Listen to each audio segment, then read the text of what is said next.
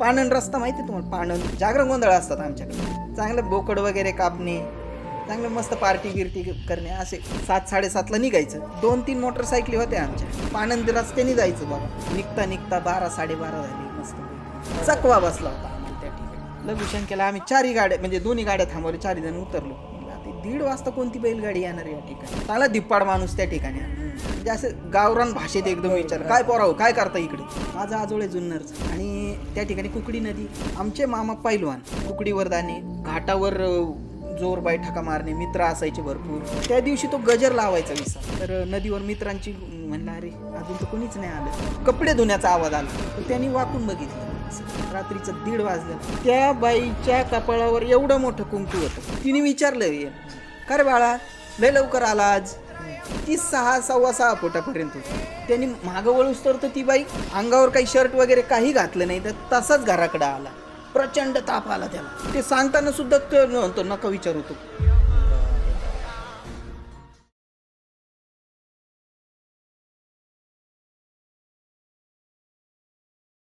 नमस्कार मित्रांनो, मी Laxmikant, cutting the meeting by Chetan Patil या पॉडकास्टवरती आपल्या सर्वांचं पुन्हा एकदा स्वागत करतो. आज पुन्हा एकदा तुमच्या आग्रहाखातर आपल्यासोबत आहेत निलेश सर.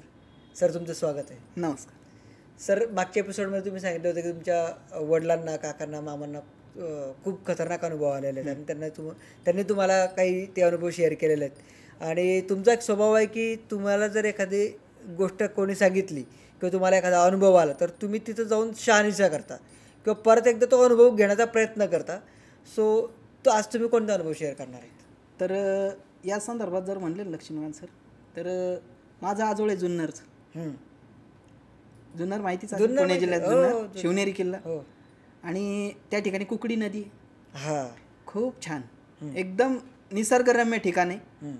महाराजांचा जन्म झालेला आहे तिथं. समोरच गिरिजात्मक आहे लेण्याद्री, आणि दोन्हीच्या मधून कुकडी नदी वाहते.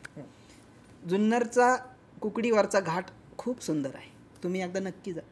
गर्द जाडी आहे, सुंदर नदी वाहते आणि पोहण्यासाठी सगळ्यात भारी.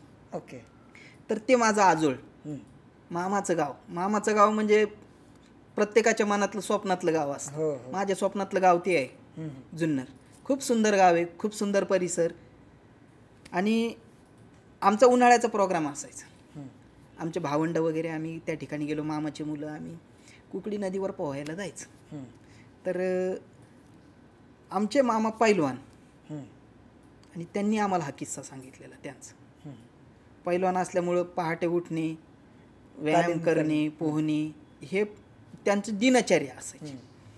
आणि एकदा ते असत, म्हणजे एक 20-21 वर्षाचे असतील ते, आणि प्रचंड व्यायाम करणे, प्रचंड जोर बैठका मारणे, हगामे आणि कुस्त्यांचे आखाडे वगैरे करणे त्यांचा विषय असायचा. प्रॉपर पैलवान. आणि पहाटे उठून कुकडीवर जाणे, घाटावर जोर बैठका मारणे, मित्र असायचे भरपूर. त्या ठिकाणी व्यायाम करून लगेच नदीत उड्या मारायची. तर एक दिवशी असंच, म्हणजे आय थिंक अमावशीची वगैरे रात्र असावी ती. आणि पूर्वी गजरचे घड्याळ यायचे बघा, गजरचे किर्र आवाज यायचा, अलारामचे आवाज, टिकटिक सारखा आवाज, एकदम कर्कश आवाज, अशी गोल असायची ते. तर आमच्या मामाने गजर लावलं घड्याळाचं की 4:30-5 वाजता उठायचं आणि जायचं. तर त्या दिवशी तो गजर लावायचा विसरला. आणि गजर लावायचा विसरला आणि त्याला गजर ऐकू आला नाही, आणि तो लवकर उठला काहीतरी. त्याने घड्याळ पाहिलं नाही, काहीच नाही, लगेच उठला. रोजच्यापेक्षा थोडं लवकरच उठला. आणि आपलं काय टॉवेल वगैरे घेऊन, लंगोट वगैरे घेऊन नदीवर गेला. तर नदीवर मित्रांची म्हणला, अरे अजून तर कोणीच नाही आलं, मित्र कोणीच नाही आले अजून, चला तोपर्यंत आपण तर व्यायाम सुरू करू. आणि असे घाटांचे टप्पे असतात बघा, एक टप्पा, दुसरा टप्पा, तिसरा टप्पा, नंतर पायऱ्या असून पाणी. तर तो 3ऱ्या टप्प्यावर काहीतरी व्यायाम करत होता, आणि जोर बैठका वगैरे झाल्या, आणि त्यांनी असं, त्याला कपडे धुण्याचा आवाज आला नदीच्या त्या पायऱ्यांवर खाली. थेट नदी जिथून वाहती तिथं सहसा दिसत नव्हतं, पण कपडे धुण्याचा आवाज आला. त्याला वाटलं असं ना आज आलं असं बाई माणूस कुणी कपडे धुण्यासाठी. बरोबर.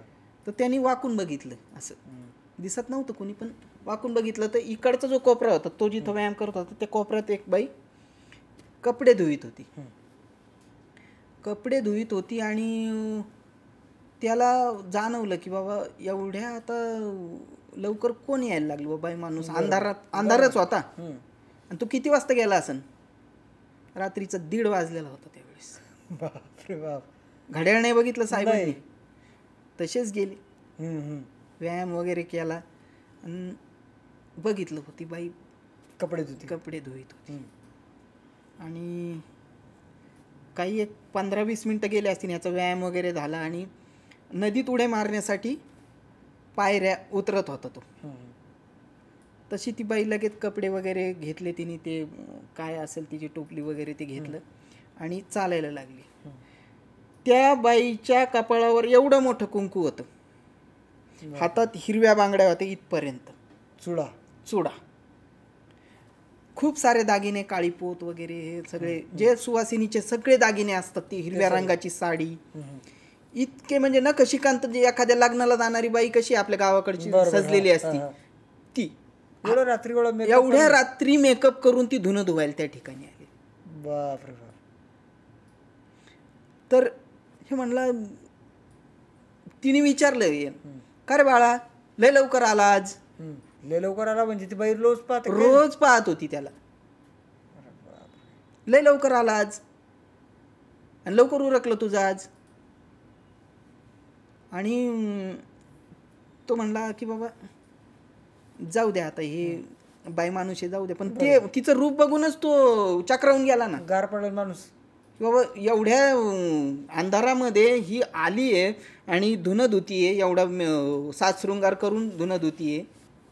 म्हणजे तुम्ही एक चित्र समोर आणा की बाबा एवढी साजशृंगार करून बाई धुणं धुतीये. आणि उठली तर तिची उंची जरा थोडीशी जास्तच होती. लिटरली आपल्याकडे बायका ह्या 5 पर्यंत जास्तीत जास्त, ती 6-6.25 फुटापर्यंत होती, एवढी उंच होती ती. आणि नखशिकांत सुंदर होती ती. तर निघून गेली ती बाईने. तिने ह्याला विचारलं की बाबा तू एवढ्या लवकर कसं काय बाबा? आणि त्याला ते जरा थोडंसं त्यांनी पोहणं सोडून दिलं. त्यांनी मागं वळूस तर ती बाई गायब. ते पायऱ्या वगैरे चढून तो उतरून खाली गेला आणि उतरणार तो. त्याच्या मनात काय आलं काय माहिती, तो तसंच कपडे घेतले, अंगावर काही शर्ट वगैरे काही घातलं नाही, तर तसाच घराकडे आला आणि झोपून घेतलं त्याने. आणि सकाळपर्यंत इतका तापेने फणफणला तो, प्रचंड ताप आला त्याला. डॉक्टरला बोलवलं, डॉक्टरनी औषध वगैरे दिलं, पण ते काही रिकव्हरी व्हायना त्याचं. तर आजोबांनी विचारलं, म्हणे किती वाजता गेला होता रे तू? म्हणे पहाटे गेलो होतो. म्हणे साहेब तुम्ही घड्याळ पाहिलं होतं का त्यावेळेस? नाही बघितलं. म्हणे साहेब तुम्ही 1:30 वाजता गेलेत रात्रीचे तिथं. 1:30 वाजता गेले आणि त्या ठिकाणी तुम्हाला, आता काय म्हणतो आपण त्याला, हाडळ म्हणा किंवा चुडेल म्हणा, डायन म्हणा, काय असन ते. बरोबर. तर ते म्हणले की बाबा मला काहीच जाणवलं नाही म्हणे. मी घरापर्यंत कसा आलो काही माहित नाही, काहीच माहित. इतका भयानक अनुभव होता तो. म्हणजे मामा अक्षरशः ते सांगताना सुद्धा तो म्हणतो नका विचारू, तो किस्साच नका विचारू. पहिलवान माणूस डायरेक्ट तो पुढचे महिनाभर तो जायला घाबरत होता तिथं. तर आणि विशेष म्हणजे तिने असं विचारलं त्याला का आज खूप लवकर आला रे तू? म्हणजे दररोज बघते ती. बरं, मग आता मला एक प्रश्न विचारायचा आहे की तुम्ही त्या लोकेशनला परत कधी गेला का? म्हणजे उन्हाळ्यात सुट्टीत गेलो की तिथंच. तुम्हाला कधी अनुभव आला नाही? मी म्हणलं ना, गाव तिथं अशा आख्यायिका असे ठिकाणं आम्हाला त्याला भेट द्यायला तर आवडतच. बरोबर. अशी वाडे तर खूप आहेत त्या जुन्नरमध्ये. हा ना. आता तर पडलेले वगैरे आहेत, तरी आम्ही त्या वाड्यात जायचो, बघायचो तिथं काय आहे काही नाही. कारण क्युरियोसिटी, ऐतिहासिक गाव आहे, जरा थोडंसं घुसायचं, बघायचे. खूप वाडे आहेत असे आणि ते लेन आहेत अशा, घरांच्या अशा लेन आहेत, एकाच्या घरातून दुसऱ्याच्या घरातलं थेट असे बोळीवाणी घर दिसत. रेल्वेच्या डब्यासारखे. येस, एकदम असे पेठ पेठ प्रकार आहे तिथं. बुधवार पेठ, रविवार पेठ, सराई पेठ अशा पेठ आहेत. आणि त्या पेठा अशा सरळ सरळ आहेत. एकाच्या घरातून दुसऱ्याच्या घरात असं एकदम सरळ सरळ दिसायचं. आणि प्रत्येकाला घरचं पुढचं दार आणि घरचं मागचं दार असं असायचं. तर आमच्या आजोळाचं असं मागचं दरवाजा होता आणि तिथं एक वाडा होता. जायचं नाही बरं का तिकडे, आम्हाला ताकीद असायची मामीची, आमच्या मामाची, आजोबांची, आजीची. जायचं नाही बरं का त्या ठिकाणी. आणि आम्ही जायचं नाही म्हटल्यावर मग तर आमचं तर एकदम हेच की जाणार, 100% जाणार. ना. खूप आख्यायिका अशा त्या ठिकाणी. आणि जुन्नर तर एकदम मला आवडीचं ठिकाण. आणि भूता खेतांची तर खूपच गोष्टी पण आणि मांत्रिक तांत्रिक असे प्रकार तर खूप व्हायचे तिथं. ना. आम्ही खूप एन्जॉय करायचो ते उन्हाळ्याच्या सुट्टीत, मजा यायची. तसाच एक अनुभव आमच्या वडिलांचा सांगतो तुम्हाला. वडिलांचा अनुभव असा होता की आमच्या गावात म्हणजे पाथर्डीत आम्ही लहान होतो, 9-10 वर्षाचे असतो ना आम्ही. आमच्या आजीचं आजोळ तिथं होतं. आईची आई होती ना, तिचं आजोळ, तिचे मामा तिथं राहायचे. आणि त्यांच्या घरात लग्न कार्य निघालं होतं. म्हणून आई आम्हाला भावंडांना घेऊन त्यांच्या घरी मुक्कामाला गेली होती. गावातच, पण एक साधारणतः एक अर्धा किलोमीटर गल्ल्या गल्ल्या ओलांडून असं घर होतं. खूप बोळीबाळीने जावं लागायचं असं. आणि आम्ही मुक्कामी थांबलो तिथं. आम्ही तिघं भावंड आम्ही तिथं मुक्कामी थांबलो. आणि वडील रात्री आले घरी, झोपले. मग त्यांना माहीत होतं की बाबा हे आता तिकडं लग्न घरीच थांबणार आहेत. बरोबर. म्हणून ते रात्री 9-10 वाजता आले.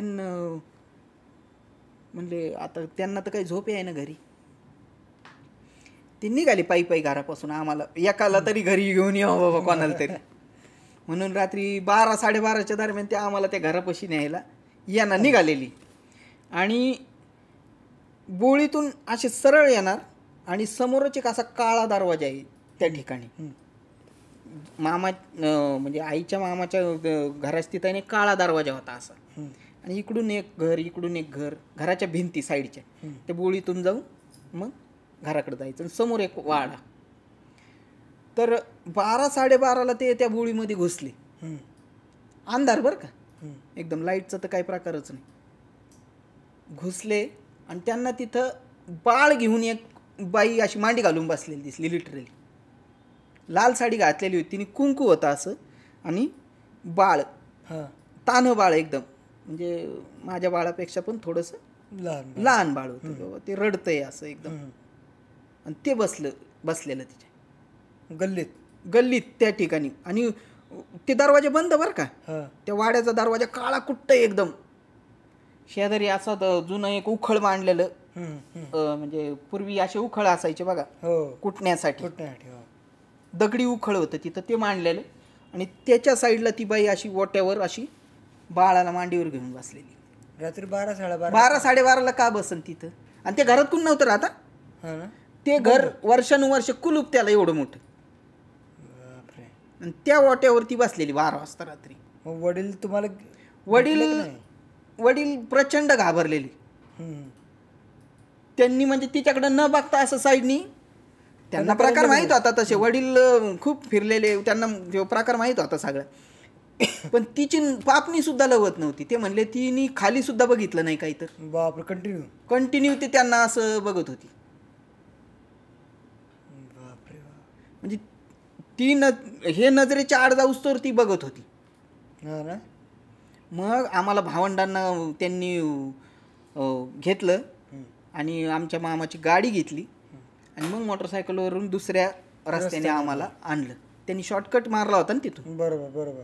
मग त्यांनी जरा थोडंसं लांबून आणलं. आणि घरी आल्यानंतर वडिलांना खूप त्रास झाला, म्हणजे आजारी पडल्यासारखे झाले, तापले वगैरे हे झालं.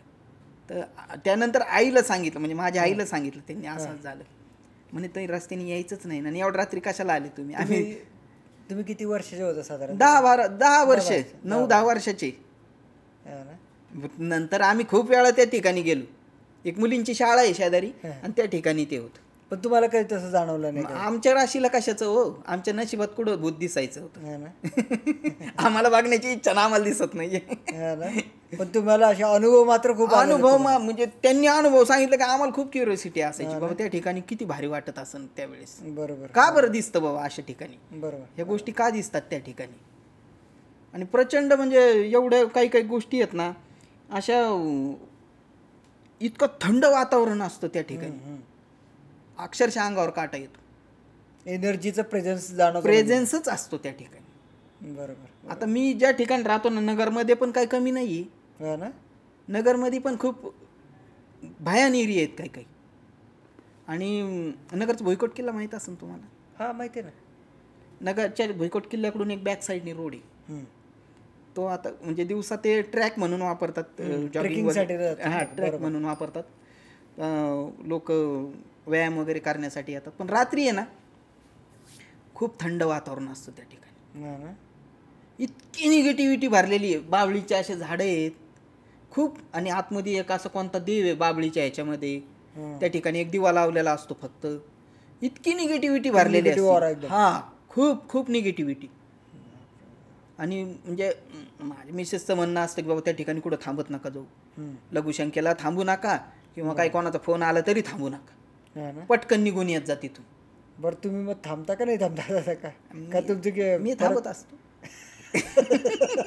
मी थांबत असतो अशा ठिकाणी.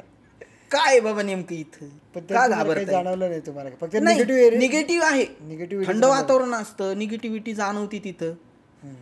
पण खूप म्हणजे ती क्युरियोसिटी माणसाला नाही जगून देत. बरोबर बरोबर. तर एवढं गाव जितके फिरलोय ना त्या ठिकाणी कुठं ना कुठं काही ना काही बघायला. पाणंद रस्ता माहिती आहे तुम्हाला? पाणंद रस्त्याचा एक तुम्हाला एक अनुभव सांगतो मी, की आमच्या गावापासून जवळच एक गाव आहे सोमठाणे म्हणून, पाथर्डी आणि सोमठाणे. जागरण गोंधळ असतात आमच्याकडे रात्रीची.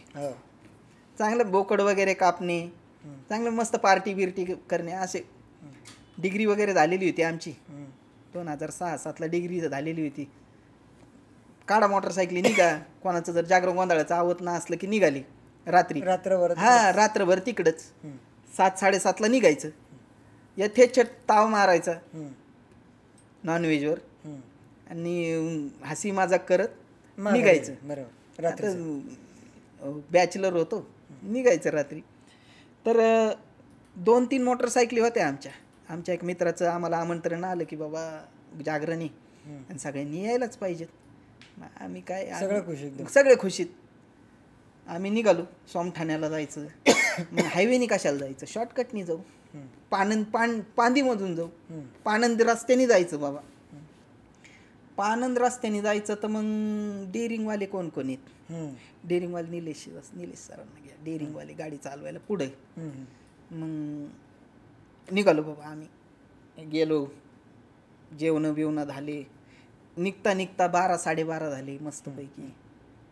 निघालो आणि गावची शिवार संपलं आणि पाणंद सुरू झाली. न आम्ही फिरतोय परत त्याच रस्त्याला येऊन थांबतोय. दोन मोटरसायकली आमच्याकडे, 4 जण आम्ही. पण फिरतोय तो माझ्या टेल लॅम्पच्या दिशेने येणार, म्हणजे मागचा गाडीवाला माझ्या टेल लॅम्प बघूनच माझ्या फॉलो करणार मला. तो माझ्या पुढे येणार, आम्हाला एक वडाचं झाड तेच दिसणार, परत फिरणार आम्ही, परत तेच वडाचं झाड दिसणार. आम्ही चकवा बसला होता आम्हाला त्या ठिकाणी, चकवा बसला आम्हाला. बरं तुम्हाला जाताना जाणवलं का? तुम्ही येताना नॉनव्हेज खाऊन आल्यानंतर जाणवलं आम्हाला ते.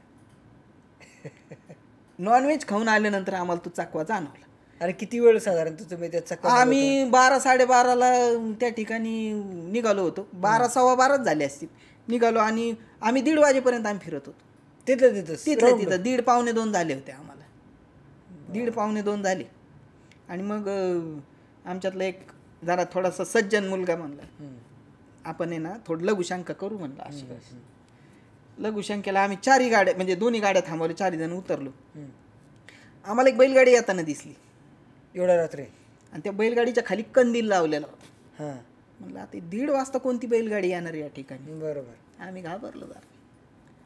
आनंदीमधून बैलगाडी येताना दिसली म्हणल्यानंतर आणि फेट्यावाला वगैरे असा एक चांगला धिप्पाड माणूस त्या ठिकाणी आला. जवळ आली बैलगाडी तर त्यांनी आपल्या एकदम गावरान भाषेत होते, का रे पोराऊ काय करता इकडे, म्हणजे असं गावरान भाषेत एकदम विचार, काय पोराऊ काय करता इकडे. नाही म्हणे जागरणाला गेलो होतो, पातळीला चाललो म्हणे, थांबू नका म्हणे इथं लई वेळ, निघाव सुटा म्हणला ते लगेच इथून. लिटरली आम्ही एवढ्या फास्ट निघालो तिथून की आम्ही पाथर्डीला जवळजवळ 30-40 किलोमीटरचं अंतर आम्ही काही मिनिटातच आम्ही गाठलं होतं. बापरे बाप, इतका भयान चाकवा आम्हाला बसला होता त्या ठिकाणी. सर तुम्ही सांगितलेले अनुभव खूप इंटरेस्टिंग आहेत, भयानक आहेत आणि देव करो की तुम्ही खूप प्रवास करता आणि तुमचा प्रवास सुखरूप हो. आणि आतापर्यंत तर सुखरूपच होत आलेला आहे, पण क्युरियोसिटी आणि अंगातला काय म्हणतो आपण त्याला किडा, तो शांत नाही ना बसून देत. बरोबर, बॅरियर आलेत, आता लग्न झाल्यापासून बॅरियर आलेत बरेचसे, पण बरोबर काही काही ठिकाणी जातात आम्ही. बरोबर. हां, सो काळजी घ्या आणि तुमचे अनुभव आम्हाला ऐकायला खूप मजा आली आणि आपण परत पुन्हा एकदा भेटूया. तुमचे अनुभव ऐकायला प्रेक्षकांनाही आवडतील. सो थँक्यू, तुम्ही इतक्या लांबून इथं आलात आणि आम्हाला खूप मजा आली. तुम्हाला कसं वाटलं इथे येऊन? गेल्या मला वाटतं 2 महिन्यापासून चेतन सरांचं माझं कॉन्टॅक्ट चालू, 2 महिने झाले असे नाही ना, 2 महिन्यापासून कॉन्टॅक्ट चालू, पण वेळ साधत नव्हती. बरोबर. पण आता म्हणलं ह्या 26 तारखेला 25-26 तारखेला आपलं साधं बरोबर, सगळं जुळून आलंय, म्हणलं यंदा करूनच टाकू, यंदा कर्तव्य आहे तर करूनच टाकू म्हणलं. आणि अनुभव खूप आहेत, अनुभव लक्ष्मीकांत सर तुम्हाला सांगतो मी, खूप अनुभव आहेत असे माझे पण आहेत आणि माझे जे काही जवळचे लोक आहेत त्यांचे पण खूप अनुभव आहेत. आणि लिटरली मी त्या ठिकाणी जाऊन काही काही एक्सपिरियन्स केलेत.